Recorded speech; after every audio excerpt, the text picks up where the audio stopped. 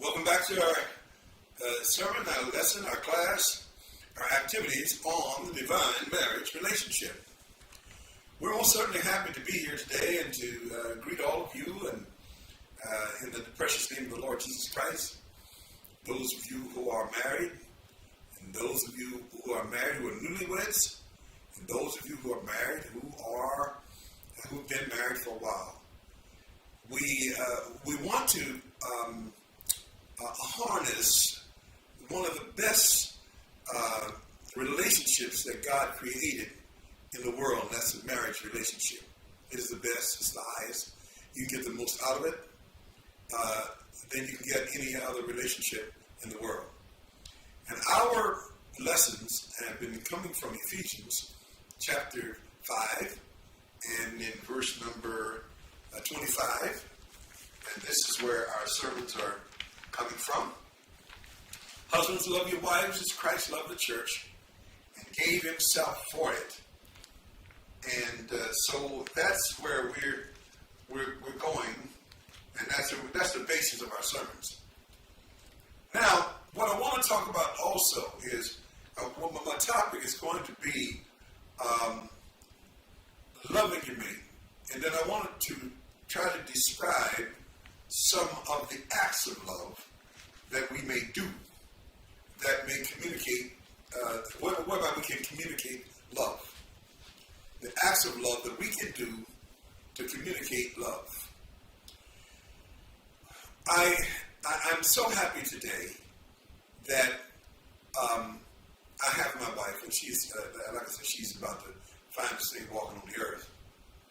And I thank God for her, and I thank God for blessing me. He has favored me highly by giving me such a wife. And every man, your wife, God has favored you by giving you such a wife. And you try your best to open your eyes and your heart and see how wonderful that mate that you have is. All right, because you have some wonderful, wonderful ladies, wonderful, wonderful wives. And we want to talk about the betterment of life here, the betterment of a man's life, and the betterment of a woman's life. And I do have a little bit towards people who are married, who've been married for a long time. Maybe those who've been married 20, 30 years, or if you've been married a short period of time. I do have a little package, a little word I give to those who maybe we may call older people. All right, those older people, because I try to help them. Now, let me talk about the older people. Older people are people who are, let's say maybe if you're 50.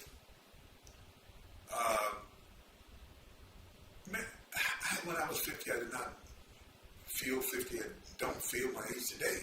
I just don't. But anyway, but when you are young enough to experience good things in life, you're young enough to go out, run through airports, catch planes, go to Hawaii, different places like that, or whatever, or go out and have a good time walking on the trail with your mate, and do physical things, all right? Physical things, all right? When you're young enough to do physical things with your mate, then you should harness that time. You should take advantage of that time. And one of the things that I've been pushing is get in a hurry and get to it. Love that mate. Get to it. Get to her. Get to loving her. Get to loving him. Don't drag your feet. One man said, I was talking to a man, he said, he was an older man, and I was talking to him, I said that, he said, I was talking to him about the different things I was trying to do with my wife, and, my relationship with my grandchildren and all like that. And he said one thing, he said, life's short. Oh, and this man was like 80 years old. He said, life's short. And I took note of that. I said, wow, that is so true. So whatever it is in life you want to do, you need to be doing it. And another thing he told me, told me, he said, at his age, he said, you don't have no desire to go on trips. He said, now that may not be for everybody who's 80, you know. He said, you've been everything, you've done everything. You feel like it's not a lot of adventure or excitement in saying I'm going on a trip to Kansas City or whatever to go on a trip even to Paris. He just don't have it in him. And I do remember one time we were working in our executive office when I was the general secretary of the Midwestern District Council. I was the administrator of the office, and one time Bishop James Johnson came and he sat in the office. And Bishop James Johnson, I think back then may have been, I don't know, he may have been, I don't know if he was 70 or whatever. But anyway, but he says something. He says, I'm not interested in a bunch of travel right now. He said, you go to these various cities, you see the same thing. It's nothing new. He said, I'm not all that interested in traveling. Maybe you all might be interested in travel. And but anyway, the point he was making was that you can get to a point where you may not be as interested in doing a lot of stuff. Okay, and for those of you who are at that age, if you're married, you all still. They tell me that sometimes that's the sweetest age to be at. But even though you may not be interested in doing a lot of travel or whatever, so what I want to do is I want to focus on those of you who are younger, the younger older people who still have your ability to do things, to try to take every day and every chance you get to do pleasurable things together, relationship building things, memory building things, and today in my lesson we want to talk about loving your mate and acts of love. Acts of love. We're going to talk about that, acts of love. But anyway, but one of the points again I drive is I say get to it. Get to it. Whatever it is that you need to do, that you want to do for your mate, don't think about it until, well, someday. No, get to it. Get to it. Go to your mate. Make fun. Make fun. You might be in the grocery store. So you may just walk up to her, you're off the produce. You may just kind of kiss her on the cheek or hit the produce counter, picking out some fruit and stuff. And you may just maybe riding in the car and together. You may just say, you know something, I'm highly privileged and blessed to be one of the finest people in the whole world. And to me, the finest person in the world. Make comments like that. May just see him coming down the steps. I was at one level of the steps on the second floor, and there's certain levels that come down in the house. You come down the steps, you come down, there's a landing there, and then there's another landing. You can go down the steps before you get down to the foyer and the living room and all that kind of stuff. But she had gone down to the landing, and I was still upstairs, and I stood at the top of the steps. I looked down at her on that first landing and just looked at her. I said, you're incredible. And so that was just a beautiful scene, you know, just look like that, you know what I mean, kind of going through the day, throwing out compliments and throwing out kisses and telling the person how much you love them and appreciate them and those kinds of things.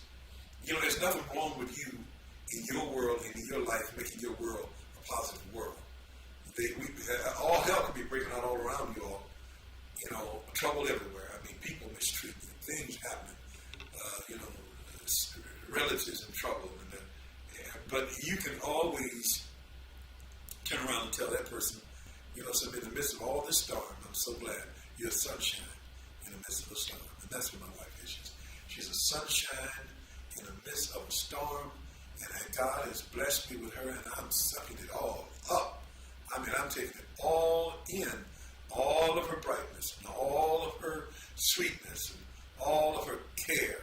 I'm taking it in because I feel this way. I feel like God may have the strength. You know, I think I'm relatively young as far as I can outrun a lot of you young guys. I can outrun you, and I'm more healthy than a lot of you guys. You know what I mean? So I mean, don't make too much fun of me. Don't call me an old man too quick. And I'm not. God said I'm not through yet. I can do it. I can praise God. I can dance in the church. I can do like a lot of you young guys. because a lot of times you don't take care of yourself.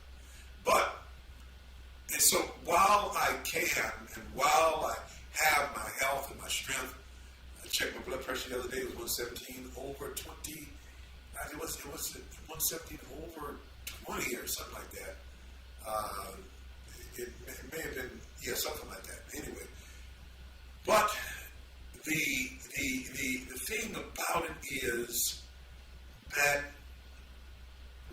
while we have our health, those of you who have reasonable health and a reasonable ability, even if it's only your mind, you may be confined to a chair or whatever, but if you have the mind and the heart and the will, you can show acts of love to your mate that you can thrill her, you can thrill him, you can thrill each other, and that's so precious. And this thing called life don't last long enough for me to waste any of it. And the older you get, the less time you have to waste. You know, one thing I really want to see, as a result from these classes and these lessons and these experiments, is that I see an increasing number of older people or middle-aged people, married couples, giving compliments to one another, loving one another, and really enjoying their marriage, taking advantage of the time, taking advantage of the situation. And if I can see that, and you know, since we've been doing this, I've been seeing a lot of ministers beefing up their game, be coming up to it, and telling their wives, dancing with them, and come on, let's go now. And I'm sorry, we're supposed to be in church now. I know you said somebody said they don't know nobody. What's wrong with dancing? But years ago, when I was coming up as a teenager, you didn't dance in church. You know, the minister wouldn't dance. You know, so I wouldn't want to be. I got a whole lot of others out that don't believe in that. They don't believe in dancing. But I'm not talking about sinful dancing. I'm talking about dancing with your mate. And some of you, all starchy in church, you need to go somewhere and dance with somebody. Get a smile on your face. Sometimes these people treating their wives, they need to go in a room and be made to dance. Almost make it sound like a gun and shoot their feet at their feet. Boom! Dance with that woman. Boom! Yeah, they need to do that. So, you need to loosen up. Stop that. And so, we're going to try, and I recognize, I will recommend that you show acts of love and do activities together while you can. Y'all might need to go out and get your board games. You know, you may have a mate that can't leave the house. Maybe they got a situation where they can't leave. Maybe can't run up a mountain. But maybe they can play a board game. Or maybe just you sing to them. You tell them how much you love them. You know what I mean? You could do those kind of things, you know? Get a board game. You haven't played board games in years? That's what I want to do. I want to play board games with my wife. I really do. You know, my wife and I are still working a lot. We're working in the ministry and working in the business, working with the Bible college and working. So I want to find a time when we're not working as much. And every time I see her, I say, I can't wait for our next date. I can't wait for our next trip. That we go, because we enjoy being on those trips. Oh! I mean, we've been out there, and then we come home. One time, we was on a trip. We were in Detroit, and we had an offer to leave Detroit and go to New York, and I came home because of some business here. It wasn't worth it at all. When I look at it, it wasn't worth it at all. We should have went on up to New York. Sometimes the stuff that y'all hold back, sometimes is not worth it at all. Life is not, tomorrow is not promised to us. So, I'm going to tell you something today. Hurry up and love her. Hurry up and love her. Get to it. All those things, those people you worried with on that job and in your business, and all those people ain't going to be around. You know, when you are sitting there on your last breath and you're saying you wish you had done this, they're not going to be nowhere around. even your children, your grandchildren, whatever you got, don't let the grandchildren, your children stop you from loving one another. Because those grandchildren, they're going to grow up, they're going to get their own. And you will find it out. You stop your life for your children or your grandchildren, or whatever, or your parents, and you hold back because it'd be good to everybody, but everybody, nobody deserves what your mate deserves. And so make sure that you show acts of love and kindness. Now, in that, I want to say that I've decided to love my wife.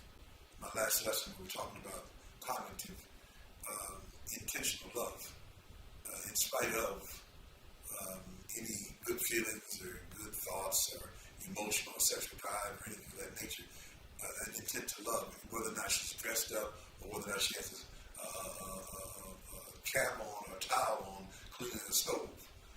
No matter where it is or whatever, no matter how she presents herself, you love her so.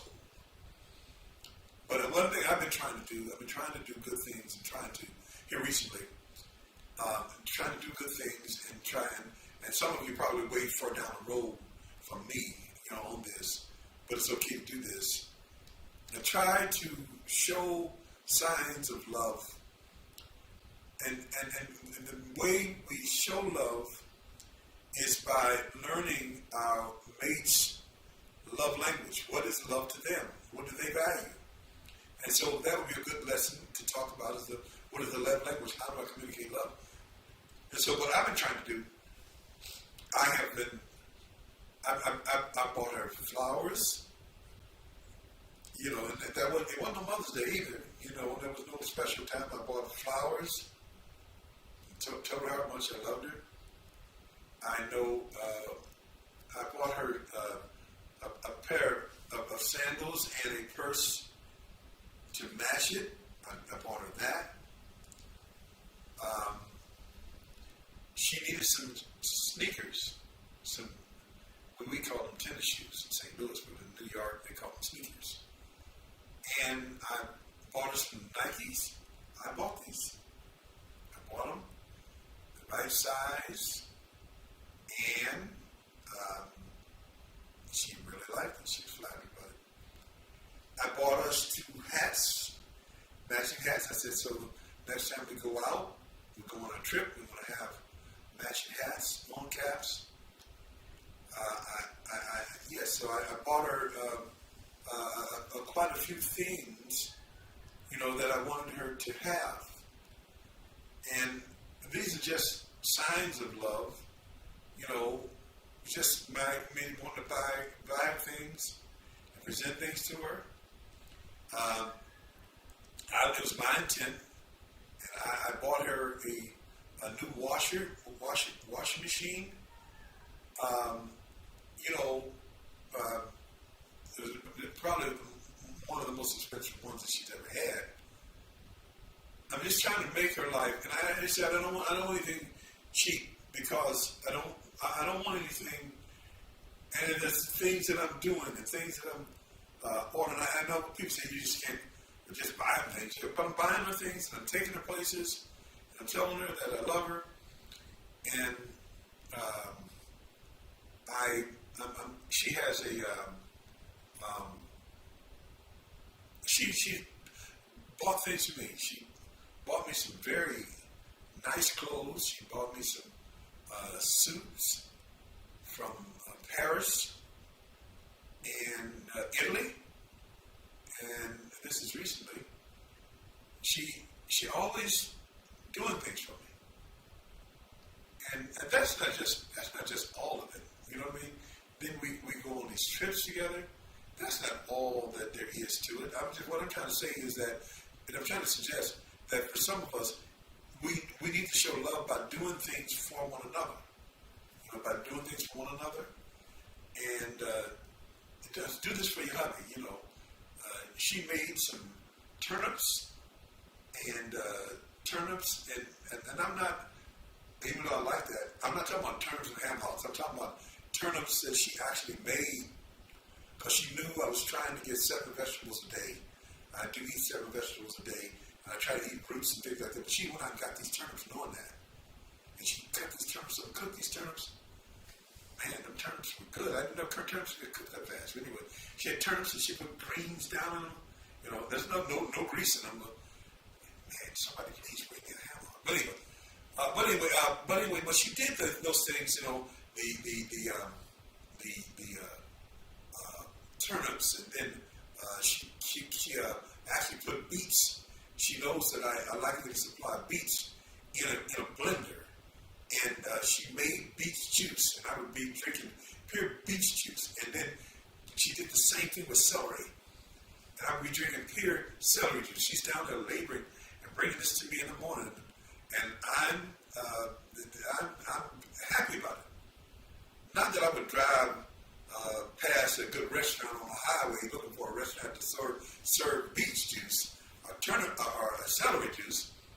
No, but because those things are healthy for me, she knew that I was trying to do 7 vegetables a day, and so that's when she would do that. And the thing about it is, and sometimes I see her working so hard and doing things. I said, no. But you know, I found that one of her greatest joys is doing stuff for others, doing things for me, even though it seemed like me a lot of work. And you don't have to go through all that, honey. No. She bought me suits from Italy, suits and things.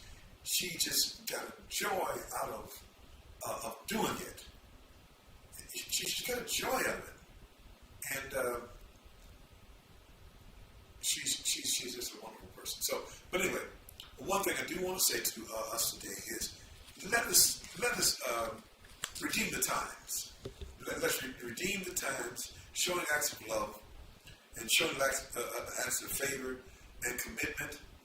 And let us recognize that, especially in the case of my wife and a lot of you, that your mates have gained enough seniority for you to love them through anything, and for you to commit yourself to them for the rest of your life. I'm committed to my wife for the rest of my life. She's just a jewel, a pearl. Every time she comes in, and every time we're together at home, even in public, when her foot comes in the house, everything is all right. You know, every time she's here, every time we're here together at home, my life is complete with her. And I kind of feel like, you know, my life would be shattered without her. And she is just the culmination of a life of love, a culmination of the life of right now, the highest point of a life of love and a marriage of 36 years. It seemed like yesterday. You know, it is probably one of the best things that has ever happened to me is that my life with my wife. And it is one of the, in other words, you find sometimes in life. I remember a lady used to say a prayer. Her name was Mother Salisbury, I think it was. She says, I prayed to God to let my last days be my best days. And so this is the case where my life is best now because of my wife. My wife has made my life a delight. And I am enjoying her. I'm enjoying calling her, enjoying being with her. The other day, we were we went by Targets to pick up some earphones and things like that. So because we were going to go and work out, and so we wanted to, get some earphones. And I was standing there in Targets. In fact, we walked down one of the aisles in Targets. We were holding hands and all like that. And then we got up around the checkout counter, and I told her, I said, you know something? Why can't we be together like this all the time? And she said, we will be. In other words, sometimes we get so busy. I just wish we could get to the point where we're more retired to where maybe I'm doing it a little